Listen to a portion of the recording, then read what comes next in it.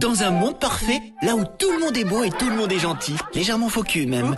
Là où tout rentre dans des cases, rien ne dépasse, rien ne déborde. Là où le politiquement correct est le maître mot, où tout le monde fait attention à ce qu'il dit. On ne sait jamais, oh là là. Eh bien là, précisément là, vous ne trouverez pas l'équipe de l'hebdo.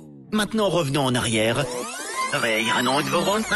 Dans un monde qui est loin d'être parfait, là où tout le monde parle comme dans la vie, alors là, oui, ils sont là. Tout le monde est prêt? Alors, bienvenue chez vous, bienvenue dans l'hebdo sur Radio 2M. On est très content de vous retrouver sur l'hebdo, comme chaque vendredi, de 18 à 19h en son et en images, sur les ondes de Radio 2M et sur nos réseaux sociaux. Plein de belles choses à vous raconter cette semaine. On va parler de la trêve internationale de foot avec Amine, les bons plans du week-end avec Rimel, d'handicap avec Safia et d'avancées technologiques dans la médecine avec Salima. Mais aussi du trophée Tilila, dont la 6e édition s'est clôturée jeudi soir ici à Casablanca sous le thème de l'inclusion des personnes en situation de handicap dans la publicité marocaine. À l'occasion, nous allons recevoir l'initiatrice de ce grand projet, la présidente du comité parité et diversité de 2M, ainsi que celle venue représenter le grand gagnant de cette édition. On vous dira tout dans un instant. Les amis, est-ce que vous êtes prêts? Oui, c'est quand tu veux. On y va. Installez-vous, c'est parti pour 1 heure d'actu. Mais c'est pas un journal, on est d'accord. C'est l'hebdo sur Radio 2M. Bonjour tout le monde. Bonjour toutes celles. Bonsoir. Sa phrase préférée. Je sais jamais quoi répondre à ça. Bonjour tout le monde. Bonjour. On commence avec la bonne nouvelle de la semaine. Oui. Ça va te parler, Amine. La bonne nouvelle de la semaine, les amis, la mythique Limonade La Cigogne fait son grand comeback dès le 16 octobre. La joie de cette nouvelle, elle m'est transmise par les gens qui m'entourent et qui ont déjà goûté ce soda marocain culte, puisque la Gen Z que je suis est née 1 an après la disparition de la C'est pour ça cigogne. que ça parle plus à Amine. Oui, justement. J'ai compris. Et c'est ainsi, en fait, qu'en discutant avec une amie de la famille, il me dit « Ah, la cigogne, mais c'était quand même quelque chose à l'époque. Sur toutes les tables, sur toutes les terrasses, tous les verres, cette boisson créée en 1929 a connu son âge d'or dans les années 60 et 80 avant d'être mise à mal par les grandes marques de soda internationales. De grandes entreprises aux grands moyens publicitaires ont fini par écarter ce qui était l'une des marques locales préférées des Marocains. 27 ans après, c'est le grand comeback. La marque choisit de revenir avec le même goût, la même identité, mais des ingrédients naturels. Un choix qui entend peut-être accompagner la tendance du healthy. Et aujourd'hui, donc les amis, soyons heureux, mais soyons aussi conscients de tout ce que nous consommons et comment nous consommons. Parce que dans la grande roue du capitalisme, soutenir le local, c'est ce qui leur permet de rester dans la course. Bravo. Bien joué. C'est vrai. Ouais. Tu as des souvenirs Ça a avec quel la goût cigogne? Bien sûr, ça a quel goût, c'est pétillant déjà, c'est une limonade blanche. C'est très bon. Et ça vient conforter l'idée que c'est dans les vieilles marmites qu'on fait les meilleures soupes. Oui, exactement. Moi, j'ai hâte de goûter parce que, comme tu as dit, ça a disparu en 97. Je suis née en 97, donc j'ai pas eu la chance de Moi en la 98, donc moi non plus. goûter. Ouais, du coup, peut-être pour nous, de la génération, on n'a pas eu la chance de la boire, bah, c'est l'occasion. On découvrira. Non, mais c'est vrai que c'est un produit marocain culte. Il faut le dire comme ça tranquillement, c'est un produit marocain culte. Et je pense que ça va faire. Il y avait la cigogne, il y avait jus d'or. Jus d'or, Il y exactement. avait. C'est les deux en particulier, de l'Arconéléum. Et plein de produits qui ont malheureusement disparu, qui étaient très très bons aussi. Et je pense que ça va remuer en nous des réminiscences. Tu as qui feront presque une plaisir à tout petite le monde. larme à l'œil, là, on la voit. Non, ça juste la fatigue. J'ai passé la soirée Tilly, là, c'était formidable. Bah justement, on enchaîne sur Tilila. Hier soir s'est déroulée la cérémonie de la 6e édition du Trophée Tilila. Un petit rappel à nos auditeurs qui ne savent pas de quoi il s'agit. Le Trophée Tilila est un concours qui a été initié par 2M à travers le comité parité et diversité pour lutter contre les stéréotypes féminins dans la publicité marocaine. Cette année, le thème, c'était l'inclusion des personnes en situation d'handicap. 10 annonceurs se sont disputés ce prix. Pour l'avoir, il fallait convaincre un jury indépendant en respectant le thème. On va revenir sur tout ça aujourd'hui avec la parole experte de nos 2 invités du jour. On accueille Khadija Boujnoui, présidente du comité parité et diversité de 2M, et Sanat Tzazi, directrice marketing de Royal Air Maroc. C'est le grand gagnant du prix du jury du Trophée Tilila.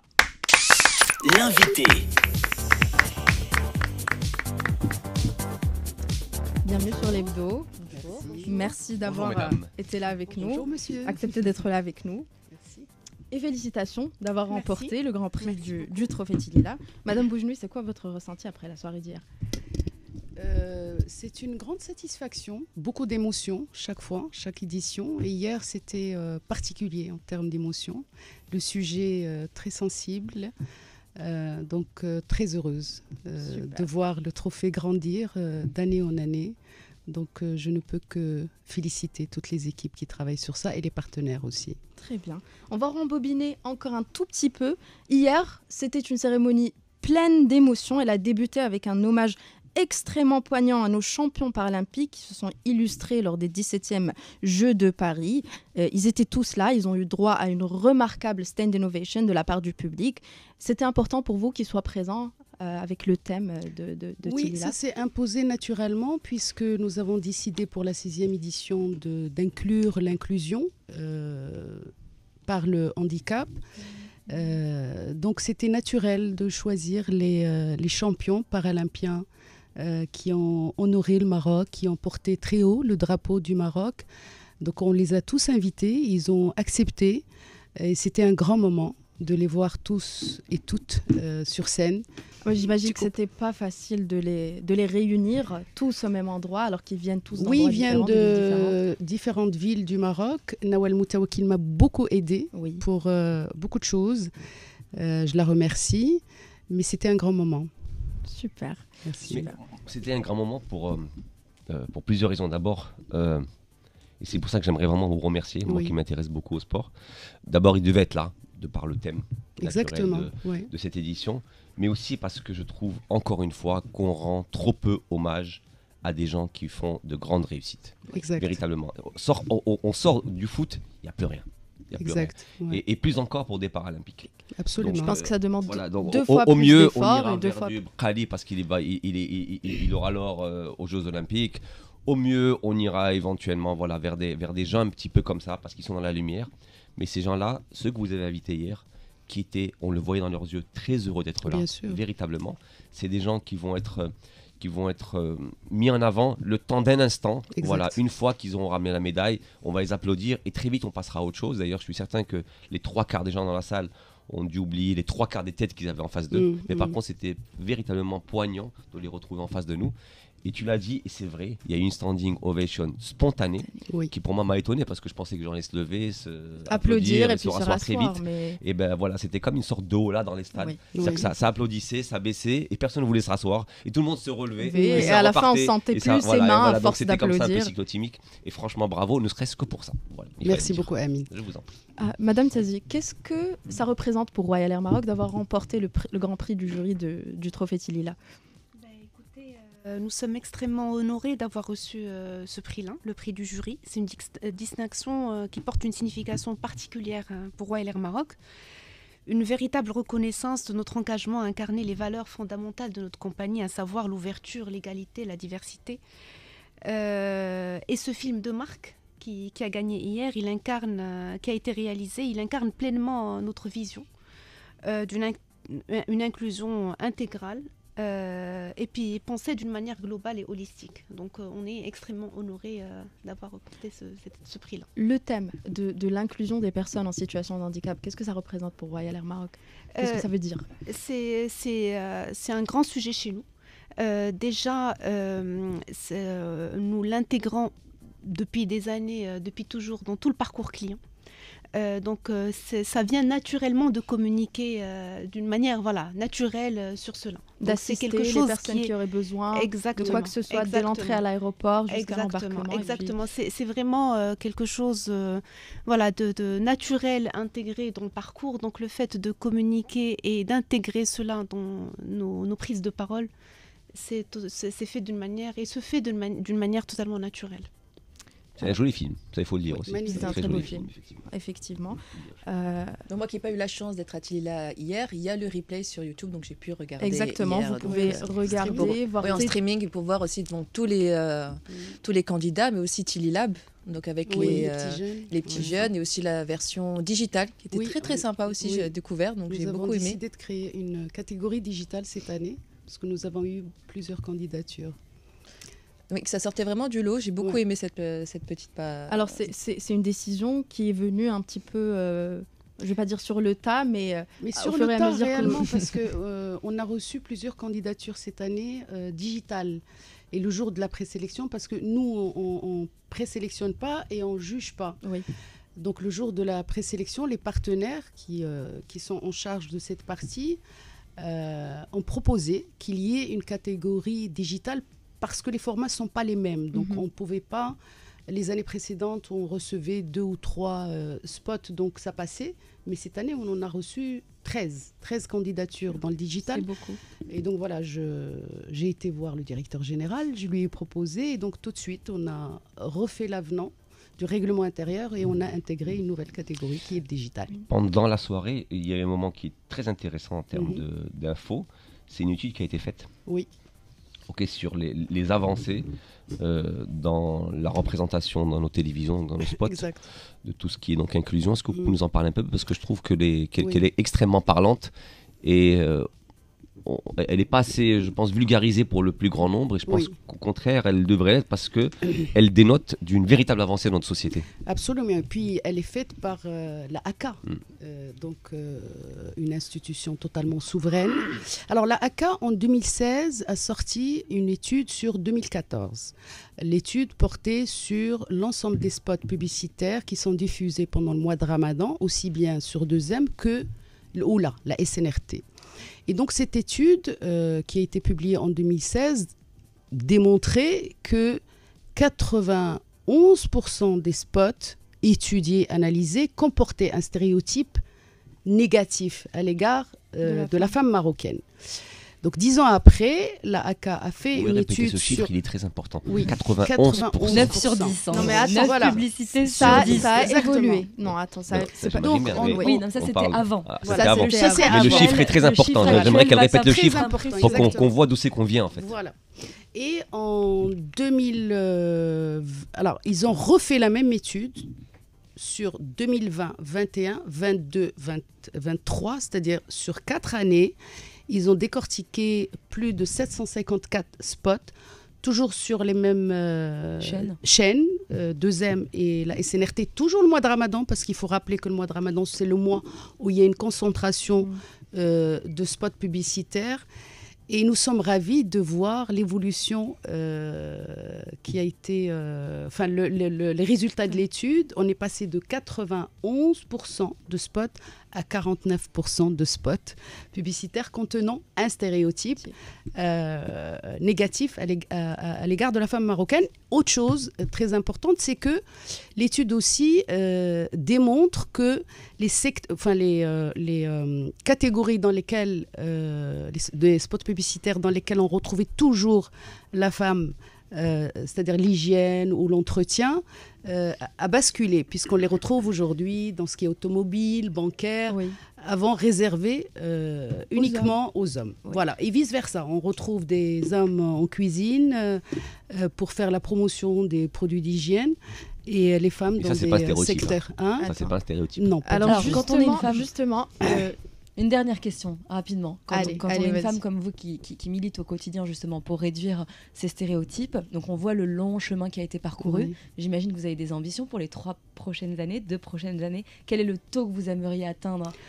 Je pense que c'est le souhait de tout le monde, c'est d'arriver à 0 cliché, 0 stéréotype. Oui, j'y crois vraiment, parce que quand on voit l'évolution, on passe de 91% à 49%, et c'est pas moi qui le dis, c'est la ACA. Bien sûr. J'ai confiance en l'avenir et j'ai confiance aussi en l'implication des annonceurs et des agences, la preuve. Et au rôle aussi que Tilila a joué en la matière, justement. Alors un petit peu, pour apprécier un peu les efforts qu'on a fournis en tant que société dans la mise à jour de notre représentation de la femme, je vous propose de revenir sur une petite compilation d'anciennes pubs marocaines que j'ai concoctées pour vous. Une sélection quand même pas mal chargée, un petit peu de stéréotypes qui entourent la femme, et j'aimerais avoir votre réaction dessus. تتمنى نظافة سريعة وقوية؟ بدلي الطريقة التقليدية للمسحوق وجميل واستعملي مسيو بروبر الجديد بمادة ليفتول. مسيو بروبر الجديد قوة منظفة. لغسيل بصابون الكف طبيعي طهر وينظف وتصبين بصابون الكف الطبايع يطيروا بالخف واللوان بصابون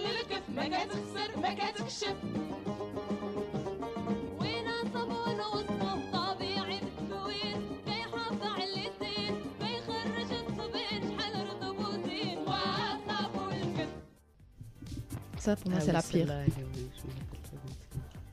قول لي لا بقاش غادي نلبس قميص جنقيه شوف هذا الكول وهذا الكمام راك ما عرفتيش من وقت كيدعلي في تبين قوامجك شفت الحاله مغيره في هاد الدار ياك لاباس بنتي مامتي وكان شتي عليه شنو دار لي لان جبر قوامجو ما مصبنينش مزيان راك غير ما عرفتي كدبري يا بنتي انا بعدا تنصبن غير بتيد ومهنيه تسناي غير شويه وغادي تشوفي الفرق وكيفاش نفعل المنظف ديال التيد في الغسيل غادي يحل المشكله ديالك.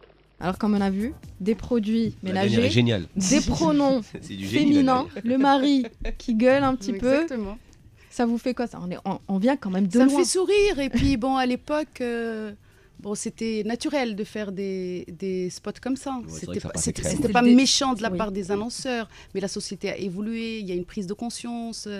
Donc voilà, mais ce sont des spots que nous avons projetés justement à la première édition. Et on voulait s'éloigner de ces clichés-là. On voit vraiment la femme en train de fracas, la belle-mère qui vient sauver le couple, ce genre de... Sauver, faut le dire vite. Par contre, vu qu'on parle de spot, Madame Tiazi, est-ce que pour ceux qui l'ont pas vu, beaucoup, est-ce que vous pouvez nous raconter le vôtre? Parfait, bien sûr. Là, on parlait de femmes en train de faire des tâches ménagères. Là, on a des femmes pilotes dans notre spot. Bon, c'est quelque chose. On a des femmes mécaniciens avions dans notre spot. Et c'est une fierté. Donc, et ça, ça date pas d'aujourd'hui. Ça date depuis des années et des années.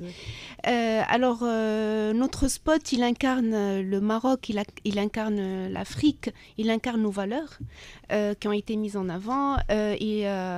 Où là, nous découvrons des hommes, mais surtout des femmes de tout âge, des artistes, comme j'ai dit, des pilotes, des managers, des hôtesses de l'air, des mécaniciens, des étudiants, des infirmières, des photographes, également aussi un sportif en situation de handicap. Et l'idée, et ce qui est génial, c'est qu'ils repoussent leurs limites et ils contribuent à l'essor du continent. Donc le spot, il a été conçu dans ce sens-là. Et l'idée derrière, c'est d'incarner le meilleur du Maroc et de l'Afrique, incarner le meilleur de notre pays, de notre continent. Et je pense que ce spot-là, il retrace un peu cette histoire-là et cette évolution que nous sommes en train de mener. Et je pense que c'est dans ce sens qu'il a séduit... je pense le grand public. Il a coché toutes les cases. Il y avait plein de couleurs aussi dans ce spot. Oui, exactement. C'est une touche pop. Exactement. Ce qui a touché les membres du jury, il a vraiment envoyé tout. Les femmes, les hommes, le Maroc tel qu'il est, riche par sa diversité, l'ouverture sur le continent. Et puis cette image d'une personne en situation de handicap. Donc il a vraiment coché toutes les cases. On va y revenir dans un moment. On va virer chez Salima. Tu vas nous parler aujourd'hui du... T'es heureux, j'ai entendu, on va virer Salima. Enfin. Il l'attendait, hein. Il attend ça avec impatience. T'imagines bien. Alors Salima, tu vas nous parler aujourd'hui d'une révolution dans le monde de la médecine et de la technologie. Oui, pas que. Un patient à Pékin. Ah non, ne dis pas plus. Motus et bouche cousue. Fallait... Radio 2M, l'hebdo. Bon bah fallait y penser ou pas, là je dis oui, fallait y penser. Regardez ce chirurgien, il n'est pas devant une machine 3D ou devant un robot bizarre, non, il est en train de travailler à distance, donc il est à Bordeaux, et puis ses gestes sont reproduits à la précision, au millimètre près, à Pékin sur un patient qui est donc sur un lit d'hôpital et qui est en train de subir une opération assez lourde. Alors, de la prostate, faut le préciser. Pardon ? De la prostate. Merci de préciser. Ah bah oui. Alors donc tu vas me dire... Non, c'est pour souligner la délicatesse de la chose. En fait. Et l'importance de... Tu parles de choses millimétriques. Tu imagines bien qu'il ne faut pas souper. Oui, bon alors voilà, donc ce patient, alors évidemment c'est réservé à des patients très fortunés, hein, on ne va pas avoir recours à ce genre de chirurgien expert pour se faire retirer les angines. Exactement. Donc, et puis mieux vaut également avoir une très bonne connexion Wi-Fi, parce que sans la connexion Wi-Fi, je vous préviens tout de suite, ça foire. Exactement. Donc je vous présente Richard Gaston, il est chirurgien, donc c'est une deuxième mondiale. C'est pas rien. La première, c'était avec un chirurgien espagnol qui avait également fait ça sur un patient également à Pékin. Alors là, vous allez me dire, c'est quoi la révolution? Bon, bah déjà, l'intérêt, c'est pour le patient, puisque quand on est malade et qu'on a un cancer de la prostate, comme tu dis, on n'a pas envie de se taper 8000 km d'avion derrière. Oui. Et puis, la deuxième, c'est d'avoir accès justement à des chirurgiens experts quand on sait qu'il n'y a que 10 chirurgiens dans le monde, ou 20 ou 30 qui maîtrisent telle ou telle opération. Et puis, la troisième, elle est vraiment révolutionnaire, et c'est celle qui m'a le plus touchée, c'est celle de la formation, c'est cet intérêt-là. Puisqu'on va pouvoir avoir des médecins qui forment depuis Paris, Hong Kong, New York, je dis n'importe quoi, des internes qui se trouvent à l'autre bout du monde. Une formation, excuse-moi de préciser, une formation pratique. Alors tu me dis que tu veux venir t'asseoir à ma place et faire ma Non, chronique je te à ma laisse, place. mais je vais bonifier ce que tu racontes. Je suis là pour ça aussi. Mais je sais, Donc je la sais. formation pratique, c'est très important. Pas Bien seulement sûr, la théorique. formation pratique, mais ça va de soi, mais c'est bien de le préciser. Donc voilà, petite révolution, deuxième mondiale. Et imaginez, donc avec la vitesse à laquelle les nouvelles technologies et les intelligences artificielles avancent tellement vite, et ben, imaginez ce que l'on pourra faire dans 2 mois, 3 mois, 4 mois, 1 an, donc c'est-à-dire demain. Donc voilà, très belle révolution et j'étais très heureuse de l'apprendre. En plus, Salima, avec sa chronique, elle est en train de te convaincre chaque jour que la technologie d'adhérer à ça. Non, mais Non, vous avez pas relevé le côté pernicieux de la chose. Elle a quand même pris une intervention relative à un organe que je suis le seul à voir ici, quoi. Donc vous imaginez bien que c'est pas pour vous souhaiter du bonheur. Hein.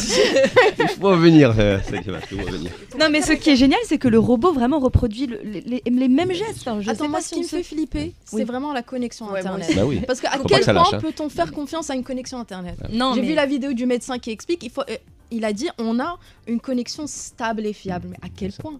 Oui, Imagine, mais il n'y a attends, plus de je pense connexion. qu'il y a un tu me- générateur je sais pas, derrière tu qui me- prend le relais, tu vois, coupes comme à la table. l'époque. Il doit y avoir des backups certainement. Voilà. Ah Tu oui. peux pas te gérer que sur... Ça me fait flipper. Tu Je sais risques pas si pas la- personnellement, je serais prête à me livrer à la Tu machine. es sceptique, de voilà. sitôt. Mais ça fait des sceptiques. Non, mais suis c'est amie génial. de Landry. Honnêtement, c'est génial, c'est génial. Ça suscite Bravo, toujours, Céline. Ça t'arrive parfois d'avoir des idées géniales. Faut que j'arrête d'être au milieu des deux, moi, en fait, je pense. On Alors, revient vers. Attends, mais rapidement, les nouvelles technologies. Sceptique ou. Non, J'y pour. crois à fond, oui. Bien sûr. L'IA. Oui. Ah Parce oui. qu'on a un gros débat ici au sujet de l'IA. Non, non, à fond. Vous pensez Sérieux que Bonne ou l'intelligence mauvaise chose artificielle pourra un jour piloter nos avions Non. Non. Je pense que l'humain, il est essentiel pour piloter nos avions. Mais je crois à l'évolution et je crois à l'intelligence artificielle qui va nous accompagner dans notre développement futur. J'y crois à fond. Donc, tant que ça accompagne l'homme, c'est OK. Oui. C'est le principe. Derrière l'IA, c'est l'humain.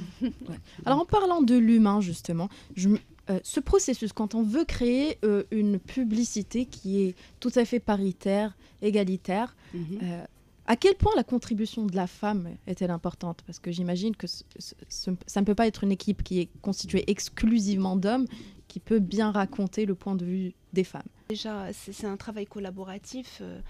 Il y a pas mal déjà de composantes, on va dire, de la compagnie avec qui on a travaillé la réflexion et on a travaillé du top management jusqu'à l'exécution, on va dire, au niveau de la compagnie. Et puis avec notre agence, bien sûr, avec qui nous partageons déjà les mêmes valeurs, donc notre agence Mosaïque, et ça c'est aussi important, c'est aussi très important de dire. Donc on a une agence avec qui il y a des valeurs communes. Après, on se pose pas de questions si c'est des hommes ou des femmes qui sont dans la réflexion. Franchement, personnellement, je me suis jamais posé cette question-là. Vous avez raison, parce que l'homme est une femme comme une autre. Non, la vérité. Non, c'est juste que non. Attends, c'est pas pour t'offenser, mais je me dis que nous avons des expériences qui ne vous ressemblent pas. Ben, le jury aussi, ce qui s'avait dit hier soir, que finalement les 3 hommes du jury avaient eu un sur une question bien précise, il y avait, parce que le jury On est toujours précise paritaire. que le jury était fait de 3 hommes et 3 femmes. Toujours paritaire. Donc les 3 femmes avaient une opinion identique et les 3 hommes avaient une autre complètement. Divergente, Ça mais prouve bien qu'on identique. n'a pas le même Mais logiciel. hein. identique. Voilà, et donc ça a créé aussi débat sur la perception des téléspectateurs quand on voit un spot publicitaire. Alors justement, parlez-nous un petit peu de ce jury. Vous mettez un point d'honneur sur sa transparence. On entend parler de notaire, de délibération. transparence, oui. Comment ça se fait le processus de délibération En fait, je reviens un petit peu sur Tilila, parce que Tilila a été décidé c'est une démarche de sensibilisation. Encore une fois. Est-ce que je peux sauter du coq à l'âne? J'ai Oui. une question que j'ai jamais osé demander. Pourquoi il s'appelle Tilila? Ah, Tilila, grande question. Tilila, c'est un choix qui a été fait à l'époque, quand on a décidé de lancer le trophée Tilila pour accompagner les annonceurs et les agences, par tous les membres, ils ont proposé plusieurs noms, les membres du comité Parité et Diversité, qui représentent tous les métiers de la chaîne. Et puis le nom Tilila a été choisi. Tilila, c'est un nom amazigh qui veut dire liberté. Et je trouve que ça a du sens, liberté de la femme, liberté de faire des spots complètement libres de clichés. Et de clichés. Exactement. Alors pour revenir au jury, donc quand on a décidé de lancer le trophée Tilila, on s'est dit on ne peut pas juger des spots qui sont diffusés chez nous. Ce n'est pas notre rôle. Notre rôle en tant que deuxième chaîne citoyenne, c'est de sensibiliser et d'accompagner la société marocaine dans le changement des mentalités. Donc la décision a été prise de choisir des personnes de l'extérieur, des personnes qui n'ont aucun lien avec le spot publicitaire, parce qu'il y a des anciens publicitaires mais qui ne sont pas jugés partis sur les spots qui sont départagés. Et donc ce jury... il y a des acteurs, il y a des publicitaires, il y a des sociologues, chaque année, on choisit 6 personnes qui, lui, a la lourde tâche de départager les spots qui sont shortlistés par les partenaires institutionnels. Donc, à aucun moment, 2M ne décide du choix des spots gagnants. Voilà. Moi, j'ai une question à poser par rapport au jury. Parce qu'en fait, là, on parle de l'ARAM parce que Mme Tiazi est là et qu'elle est vainqueur, mais il faut préciser qu'on a eu beaucoup de jolis spots. Ça, on ne l'a pas dit. Et la question qu'on se pose toujours en fait, à la fin des attributions de titres, de prix, est-ce qu'il y a eu unanimité ou ça a beaucoup débattu? Sur le spot de l'ARAM, en toute honnêteté, il y a eu 5 personnes sur 6, et puis la 6e finalement au bout de... Parce qu'en fait, le plus intéressant, c'est les débats des membres du jury. C'est exceptionnel. On apprend beaucoup de choses, on constate vraiment qu'il y a des idées qui sont complètes. Ça représente la société marocaine en fait. Ils ont différents métiers, ils viennent de différentes industries. Voilà. Donc, combien de temps les délibérations? Ça dépend. Hier, on a commencé à 9h30, on a terminé à 13h. Ah, quand même. Ouais. Et donc pour le spot, je pense 5 que, sur 6 et le 6e. Le 6e a fini par, au bout des débats, à l'issue des débats. Et comment ça se passe? C'est une majorité, c'est-à-dire qu'ils sont 6, dès qu'il y en a 4 qui disent c'est ça, ou alors il faut qu'il y ait une majorité? Non, ils discutent, ils débattent, ils repassent le spot 5-6 fois, on essaye de repérer ce qu'on n'a pas vu et la tout première ça, c'est fois. devant un notaire? Oui, devant un notaire. Ouais. Parce que le notaire, en fait, veille au respect du règlement. Pour que tout se passe bien. C'est dans la transparence la plus absolue. Là, on parle du spot. On est quand même en train d'être rattrapé par les minutes. Voilà. En phase avec le thème du trophée Tilila, justement, Safia, aujourd'hui, elle a choisi de nous parler des personnes en situation de handicap au Maroc. On découvre tout ça dans le dérapage contrôlé. Quand elle part en live, difficile de la contrôler. Dérapage contrôlé avec Safia. Cette année, c'est une première pour Tilila. Le thème est l'inclusion des personnes en situation de handicap dans la publicité. Une noble initiative, ça, il n'y a rien à dire. Déjà que dans les rues marocaines, on a du mal à marcher avec nos 2 petits petons. Alors en roulant ou en béquille, la personne fait son chemin de croix à chaque fois qu'elle veut chercher du pain. Rien n'est fait pour eux. On oublie 2 millions de Marocains à chaque feu rouge, à chaque immeuble sans ascenseur, dans chaque entreprise, à chaque bouche d'égout en relief, à chaque station de bus, à chaque trottoir. Avec l'état de nos chaussées, il ne faut pas une chaise roulante, mais un monster truck et pas sûr qu'il ne pète pas ses amortisseurs. Je voulais aussi parler un peu sémantique, inclusion. J'ai un problème avec ce terme qui est pour moi réducteur. Monsieur Larousse nous dit que c'est faire figurer dans un ensemble quelqu'un. Qui a envie d'être figuré dans un ensemble? Personne, et encore moins celle porteuse d'handicap. Et déjà, handicap, c'est tellement large, à tel point que chaque institution a sa propre définition. Mais en gros, par personne handicapée, on entend des personnes qui présentent des incapacités physiques, mentales, intellectuelles ou sensorielles durables, qui font obstacle à leur participation à la société sur la base de l'égalité avec les autres. égalité. Soyons sérieux, personne n'est égaux. Quelle utopie, je pourrais faire toute une chronique sur ça en dérapant sur Candide de Voltaire, en disant que tout est au mieux dans le meilleur des mondes possibles. Eh ben non, ras-le-bol du fatalisme, ras-le-bol du c'est le destin, ras-le-bol de la passivité, ouf. Je dérape, mais je me contrôle. Donc, avec tous ces types d'handicap, les besoins, les envies, les batailles ne sont pas les mêmes, mais ils ont une chose en commun, la société qui leur dit « débrouillez-vous ». Et pourtant, ils déchirent. Avec ou sans nous, avec ou sans aide, avec ou sans fonds. Nia, c'est eux qui en sont les fers de lance. La preuve en est avec le sport, alors que les Marocains, sans limitation fonctionnelle, soyons honnêtes, ont été catastrophiques aux Jeux Olympiques. Eh bien, les Marocains porteurs d'handicap ont excellé aux Paralympiques, 15 médailles, dont 3 en or. Quel exploit! D'ailleurs, ils ont reçu une standing ovation pendant l'hommage qui leur a été rendu au trophée Tilila. Et il va falloir attendre 4 ans pour les voir briller. Moi, je vais voir plus de Fatima Zahra Idrissi et Dayman Haddaoui pulvériser des records du monde. Je vais voir plus de Driss Qadiri mis en avant. Pour ceux qui ne le connaissent pas, c'est le premier handicapé moteur à parcourir plus de 30 000 km et visiter plus de 100 pays dans le monde en vélo. Je veux rire des blagues de plein de Mohamed Dahra. Il serait peut-être temps de voir les choses de manière différente. Inclusion. Faire figurer dans un ensemble quelqu'un. Inclusif. Vous savez quoi? Et si l'année prochaine, le thème de Tilila, ce serait l'exclusivité des personnes en situation de handicap dans la publicité? Oh, joli. Bravo. J'ai l'impression que c'était plus un coup de gueule, en fait. En fait, je ne l'ai pas écrit, mais je me souviens, il y a quelques jours, de mon balcon, je vois une personne en situation de handicap, je me suis rattrapée toute seule, en chaise roulante, qui voulait juste traverser une rue. C'est très compliqué. Mais il est tombé à la renverse. Bah oui. Et il est tombé à la renverse, en arrière. C'était la nuit, il n'y avait personne, c'était en plein milieu d'une rue. J'étais comme ça, je fais, mais je peux faire quoi? Et heureusement, c'était ça, mais heureusement qu'il y avait un passant qui est passé, qui l'a aidé. Mais le gars, en fait, très digne.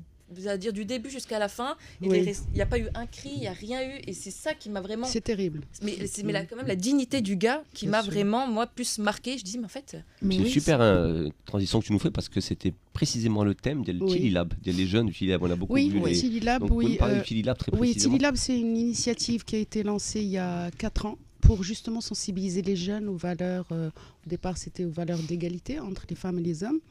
Et cette année, donc le brief a été, puisque nous avons décidé d'inclure le handicap, on les a briefés sur la fabrication d'un spot publicitaire avec le handicap. Et on a vu hier les 6 spots qui ont été projetés, c'est exceptionnel. Alors, c'est des jeunes qui n'ont rien à voir avec la production audiovisuelle. Absolument rien à voir. Voilà. Il n'y a aucun prérequis demandé quand on lance l'appel à candidature. On choisit 6, 3 filles, 3 garçons. Cette année, on n'a eu qu'une seule fille. Et ils sont amenés dans un bootcamp à Marrakech où il y a des professionnels, que je remercie d'ailleurs, qui leur expliquent à travers des masterclass comment passer de l'idée au spot publicitaire en incluant justement la dimension cette année, le handicap. Donc ils ont eu 3 jours. Et ça se fait sur 3 jours. Oui. Voilà. 3 jours. Donc, 3 jours pour écrire, produire et monter leur spot. Non, après ils rentrent sur Casablanca où les équipes de 2M les assistent. Très bien. C'est-à-dire ils sont réalisateurs de leur spot, mais on met les moyens techniques, humains, s'il faut du casting ou autre. Mais ce sont ces jeunes-là qui sont responsables de leur spot publicitaire. Alors, Madame Tzazi, vous qui êtes directrice marketing, est-ce que vous pensez, est-ce que vous êtes d'accord ou pas, une publicité qui ose un peu trop, qui bouscule un peu trop certaines croyances qui sont trop ancrées, est-ce qu'elle peut avoir un impact négatif sur une entreprise ou est-ce que c'est un défi que l'entreprise doit être prête à relever à tous les coups? Évidemment, il faut... moi, je pense qu'il... en tout cas, une entreprise, une publicité doit incarner les valeurs de l'entreprise, qu'elle ose ou pas. Oui.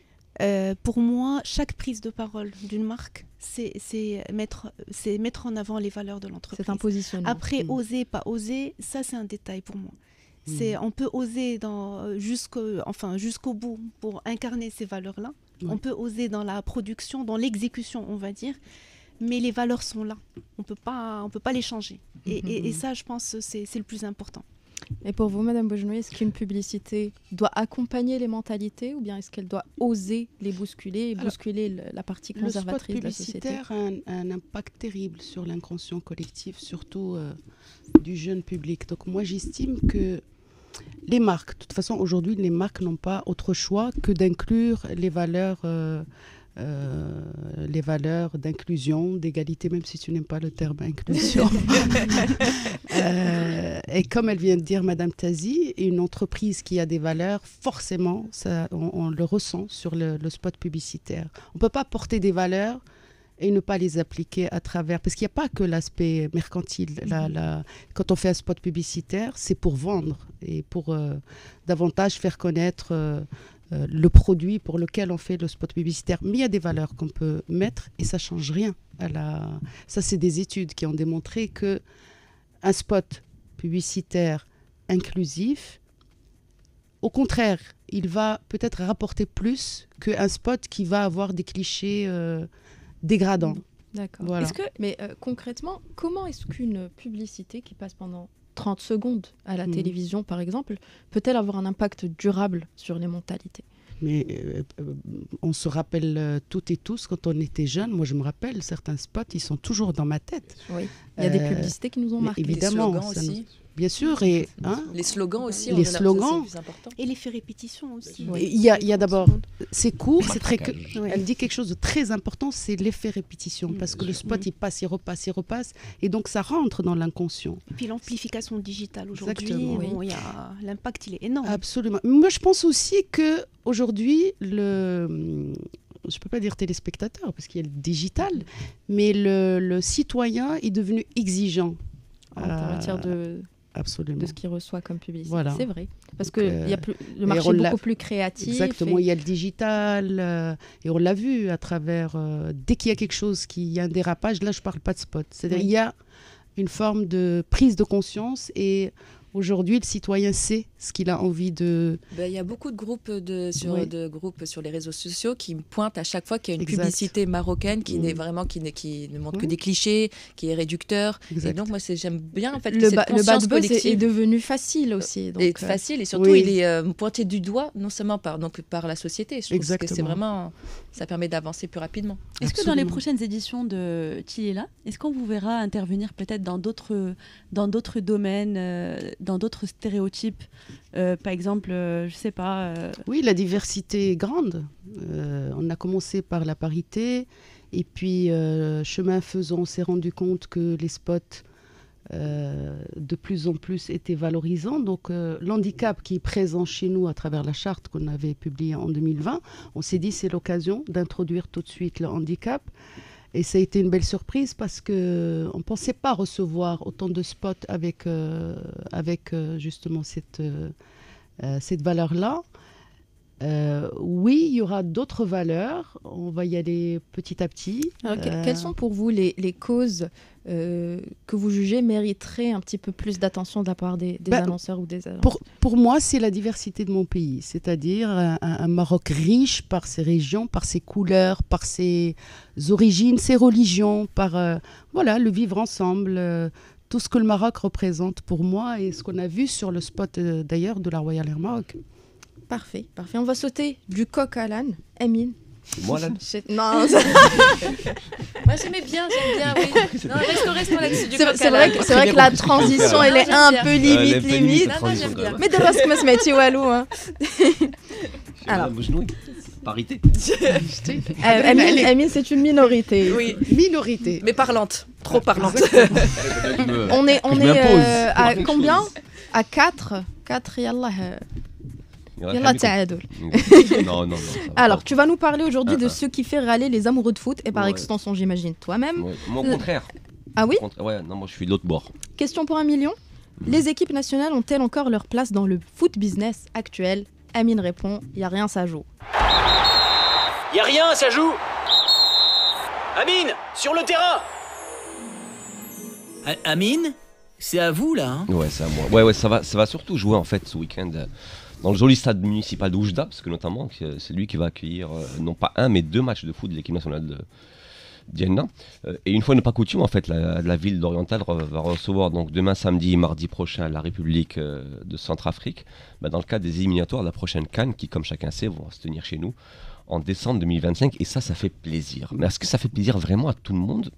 Rien n'est moins sûr parce qu'il y a aujourd'hui, comme tu le disais, une tendance mondiale qui s'installe, qui veut qu'on s'intéresse de moins en moins au foot des nations, au profit du foot des clubs. Dit autrement, on veut moins voir son équipe nationale jouer des matchs de qualification à des grandes compétitions continentales ou mondiales, et on veut davantage vibrer aux matchs de championnat de son équipe préférée, ou de Champions League, que ce soit donc le Raja, le Wydad, les Phares, ou ailleurs, donc le Barça, le Real, ou Liverpool. Et dit encore autrement, quand il y a des dates FIFA qui arrivent, les gens râlent.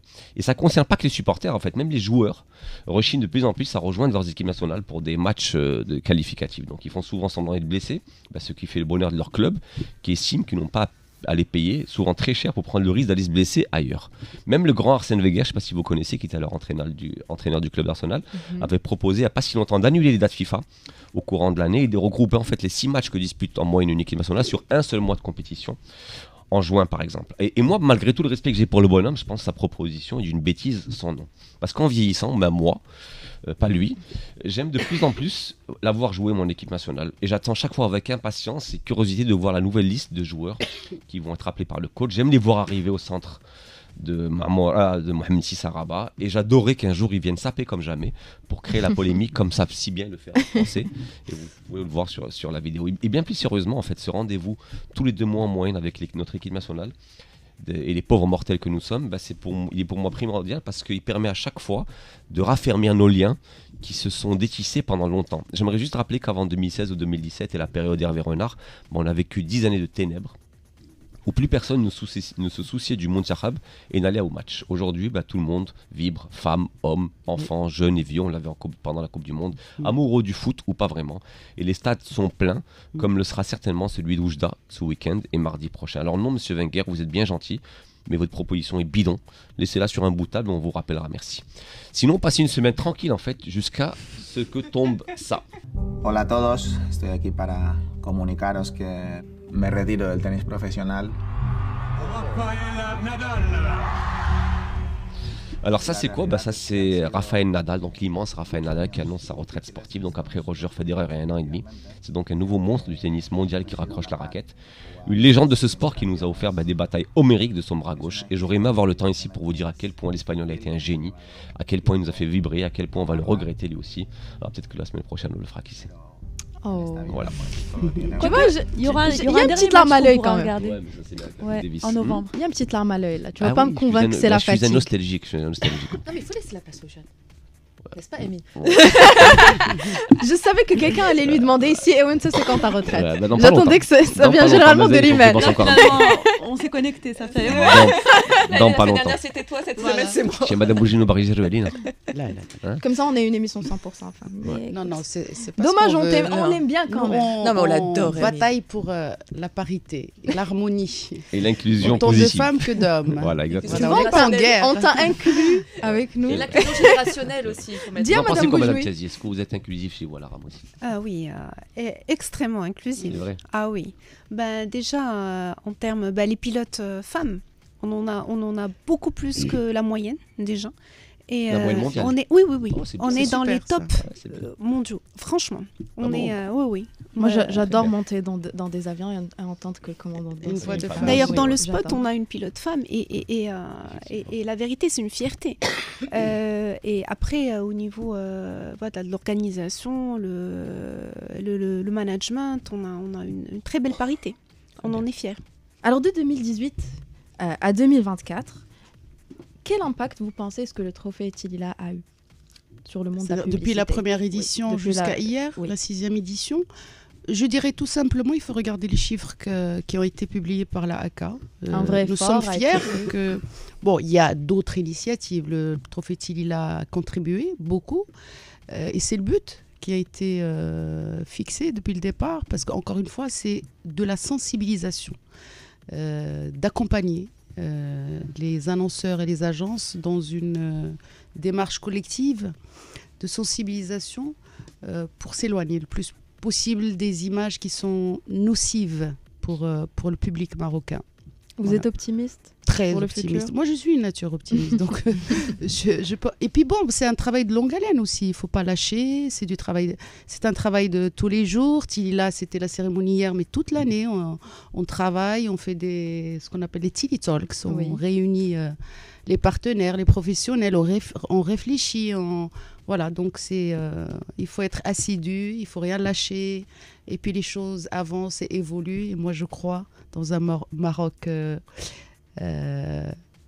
harmonieux entre ces femmes et ces hommes, et puis avec toutes les composantes de la société marocaine. Les résultats permettent aussi d'être optimiste. Donc oui, c'est vraiment très agréable. Sûr.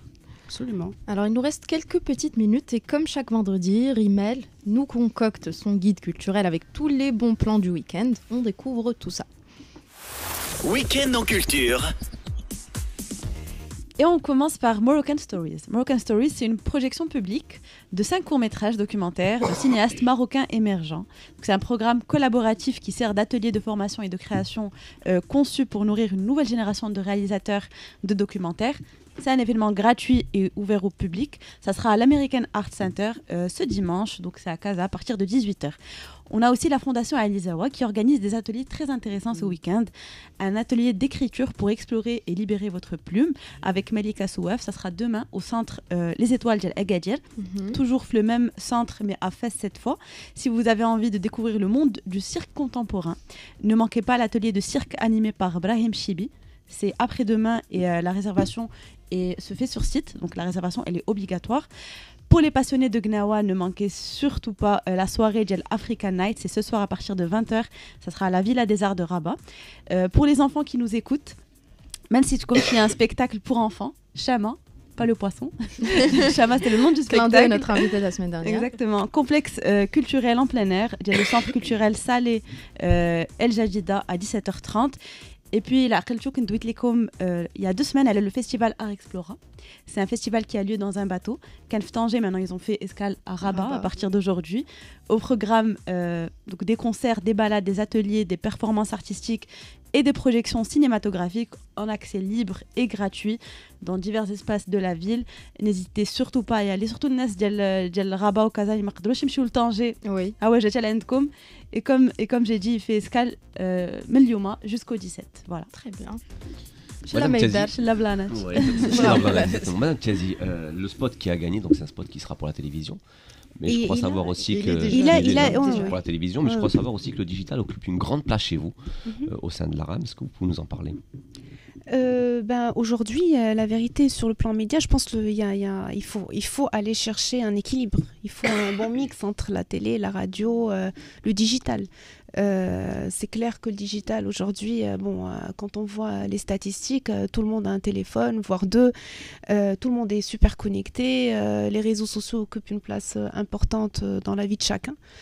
Maintenant, les marques doivent toujours penser à avoir un beau mix média. Ça, c'est très important.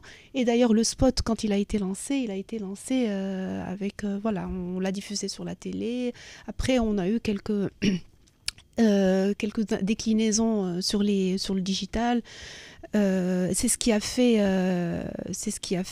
la réussite de la campagne. On l'a lancé sur 28 pays en parallèle, c'est-à-dire que le jour J, on était en live sur 28 pays. C'est énorme. Oui, franchement, c'est une première, pour nous en tout cas.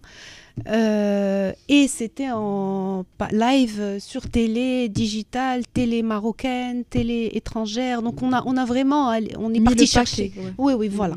Et la télé, vraiment, ça reste aussi un média. Impact, exactement, énorme impact. Oui. Je défends la télé. Et à part le spot, en fait, vous produisez d'autres choses sur le digital? Oui, on est présent, effectivement. On a une communauté, on est très présent, c'est important. Oui, comme toutes les marques. Voilà. C'est le moyen de communication avec un grand le. Oui, c'est un complément. Un complément. C'est ça. Aujourd'hui, la plupart des gens ne communiquent et ne se renseignent que sur les réseaux sociaux. Non, pour les plus jeunes, pas que sur les réseaux sociaux.